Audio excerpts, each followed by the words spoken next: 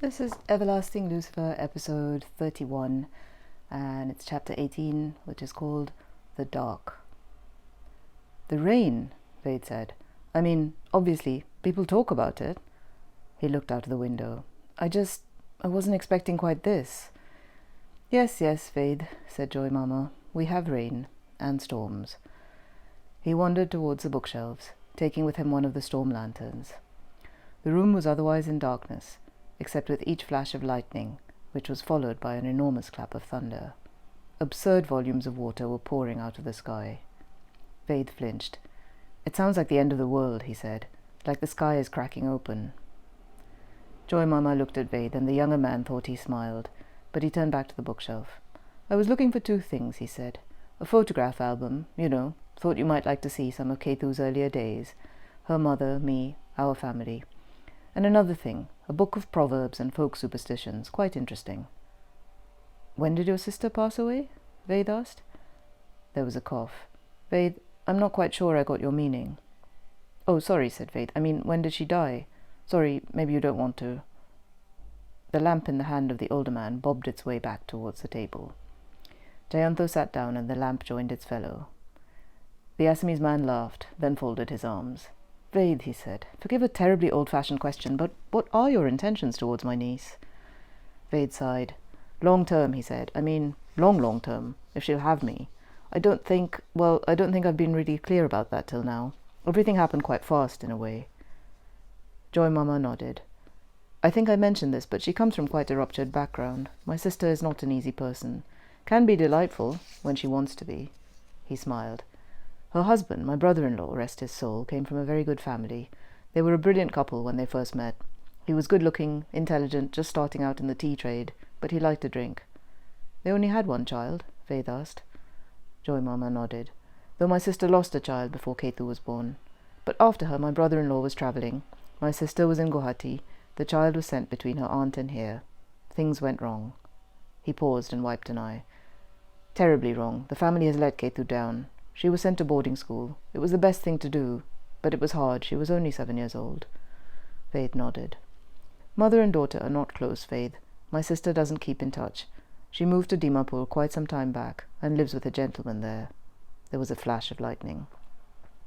Wait, said Vade. Kethuki's mother's not dead? Joy Mama laughed. Not even a little bit. The thunder cracked hugely, and wind made the trees thrash. This is a strange country, Joy Mama said. India? Assam. So beautiful, yet always being unmade. Earthquakes, floods, such fertile land. The river, of course. I wonder when the power will come back, said Joy Mama. To Assam, said Vade. The electricity, Vade. If it doesn't return soon, frankly, the best thing is for us to eat and go to bed. Look at that. A flying cockroach battered itself against the glass of the storm lamp. Joy Mama tutted and flicked it off, but not for long. We can go to the kitchen, he said. The inverter only works in some rooms. So you haven't talked to Kethu? About your plans? Or hopes? He added, leading the way down the passage. Vade remembered bumping into Ketuki here. Joy Mama opened the door from the dining room into the kitchen, which was lit with a gentle glow. Is that a Lucifer? Vade asked. Very likely, said Joy Mama. They give a pleasant light. It's running off the inverter. Tuku sat at the table, reading the newspaper. When they came in, he said, Oh, Dada, and smiled. Joy Mama issued a series of coaxing instructions, patted Tuku on the shoulder, sighed, and said, Bade, I suggest we eat in here. Do sit down. As they did, Joy Mama added, One thing about you does remind me of Kethu, if you'll forgive me. A quality of not being quite at home. Did you go to boarding school, too? Vade shook his head. No, he said. Lived at home till I went to college.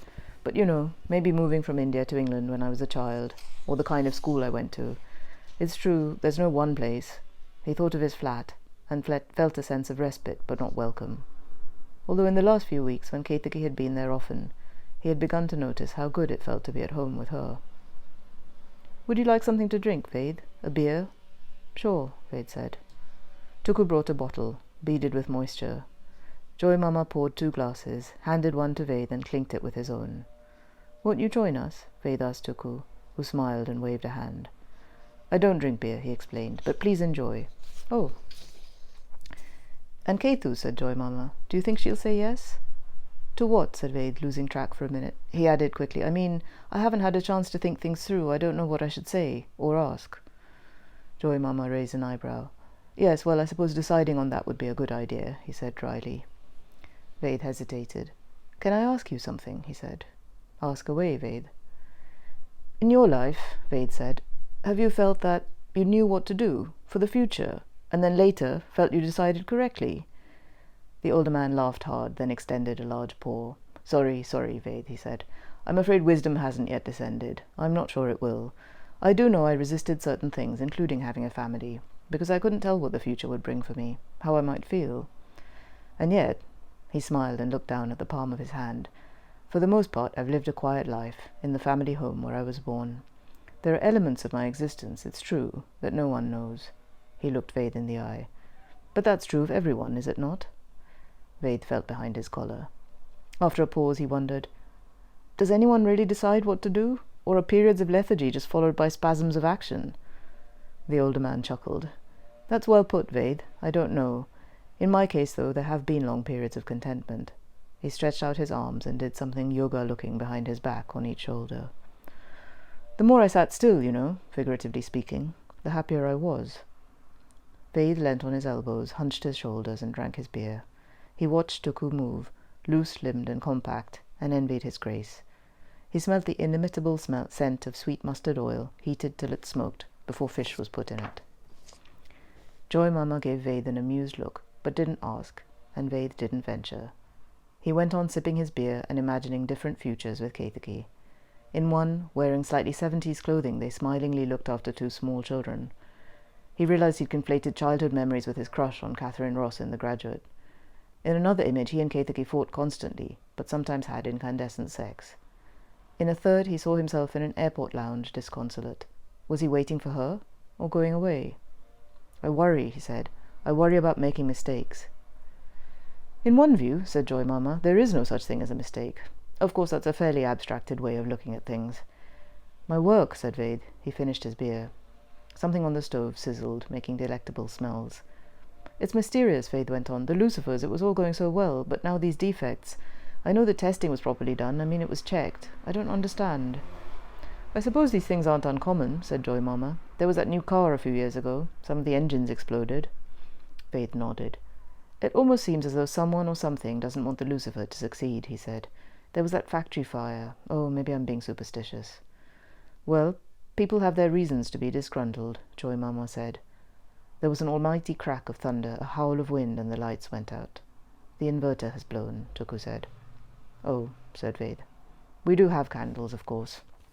Joy Mama said something to Tuku, who acquiesced and went off. Vade looked at the moving shadows from the door into the dining room. He had a sense of the house behind its daytime appearance. In the dark, physical objects became inquisitive presences. The life of the house's inhabitants, too, appeared more quick. He had an image of his mother sitting on the golden velour sofa in a friend's house in Hounslow, talking about Vade and his brother. He swears like a trooper, she said of Vade, not without pride. This was the daylight image. The nighttime one was different.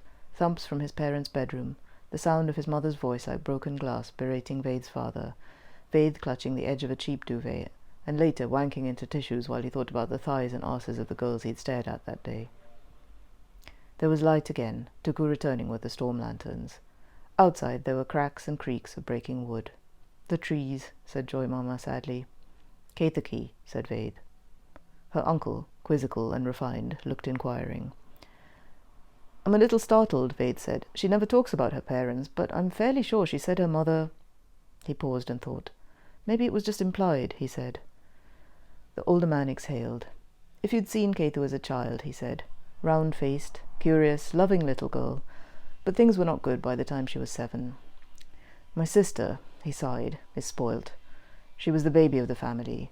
She and my brother-in-law were in love to begin with, but it's exhausting to try to please someone who won't be pleased, and it was easy for him to please other people. He shrugged.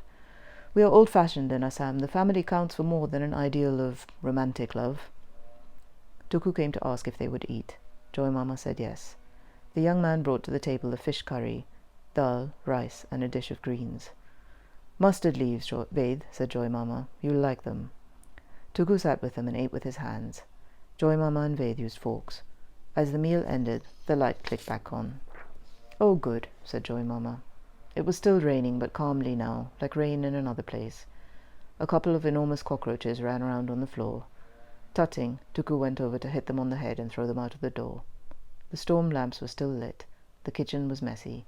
Joy Mama put away the leftovers, and Tuku and Vaid tidied up. "It's good of you to come and see us, Vaid," said Joy Mama. He, Vaid, and Tuku sat on the little sofa in the front room. The television was on. "Where are you off to tomorrow?" "I'm going to Bombay," said Vaid. "I'll fly out from there in the evening. But I need to meet Mr. Ganesh and decide what to do next. I've been to Chennai and to the factory here and seen all the reports. I wanted—" He stopped because in the break from the Assamese news a familiar ad began. A boy was studying at a table in a harshly lit room. In the next room a husband and wife were quarrelling. Suddenly the cricketer Mahendra Singh Dhoni appeared. "Need more light in your life?" he asked, dubbed into Assamese. The voice-over said, "Everlasting Lucifer," and the little boy at the table was seen again, studying happily under a golden glow. The couple in the other room smiled at each other. The husband stroked the wife's hair. It was almost the same picture, but everything was different. "Everlasting Lucifer," said the voice-over. "Lasting happiness." "Lovely advertisement, Vaid," said Joy Mama. "Thanks," Vaid said. "I don't know if we should have waited, though. Can I talk to you?" Joy Mama was slumped like an out-of-shape wrestler. "Talk?" "Oh, yes, do talk, Vaid." Tuku began to get up, but Joy Mama shook his head. "We can go to my room, Vaid." It was small and bare, with 2 chairs, a table, a bed, and a framed photo of a man in white with a halo. "Sit down, Vaid," said Joy Mama. He indicated the armchair and scooped up a sweater and one of the cats, who gave Vaid a dirty look and flounced onto the bed. Joy Mama sat on the other chair, facing Vaid. Vaid said, "I've been thinking about it, and I want to ask Ketaki to marry me." Her uncle regarded him. "You've been thinking about it since dinner?" "I want to make a life with her," Vaid said. "But you don't know each other that well, do you?" Joy Mama folded his arms. "Forgive me. I want her to be happy." "You don't think I'm the man for the job?" The older man smiled. "Is there a man for the job? Is it man's work? I'd be glad to see her with someone and happy, I know that. I just don't know if everyone is meant to live with other people." "Can you tell me more about that?" Vaid asked. "Wouldn't it be better to ask her?" "She doesn't talk about everything," Vaid said. "Well," said her uncle, "perhaps she doesn't wish to." Vaid nodded. Then, Do you think there's anyone else?" he asked, and fixed his eyes on Joy Mama. "I've no idea, Vaid. Not that I know of. I mean, countless people, no doubt, but I'm not aware of a serious attachment. Look, I'm not going to tell tales, but I will try to help you. What I don't know, frankly, is whether you have what it takes." He peered at Vaid, removed his glasses, and rubbed his eyes. "What might it take?" asked Vaid. Joy Mama sighed. "Patience," he said. "I can be patient." "Can you? The point about patience is that you have to find it just when you can't take things any more." Joy Mama chuckled. "It took me a long time to learn that." He opened his hands, palms up. "The secret is to let people be who they are, and in this case, love them, love her, as she is." "How would you say that is?" Vaid asked. Ketaki's uncle smiled, the secretive line near his eyes appearing. "I wouldn't like to try to fix her," he said, like a butterfly with a pin, "but there is something very joyful in her." "Yes," said Vaid quickly. "But also a sadness that's too much for someone so young," her uncle went on. "She's seen a lot of human frailty, worse than that, evil. I sometimes feel if she had a stable home she could do anything." "I'd like to give her that," Vaid said. As he spoke he felt a warmth in his chest, but also a pang of self-doubt. "Stability? You?" "You'd need to be steady, Vaid," Joy Mama said. "People who have lived through difficult times are not always easy, but I should stop talking." He raised his eyebrows and stood. "It's late, Vaid. Let's sleep. Do you have everything you need?" "Yes," Vaid said. He rose too. "Thank you so much. You've been so kind. I really—" "Good night, Vaid," said Joy Mama. He patted Vaid's shoulder and raised his hand in farewell as he went into the bathroom. A light went on.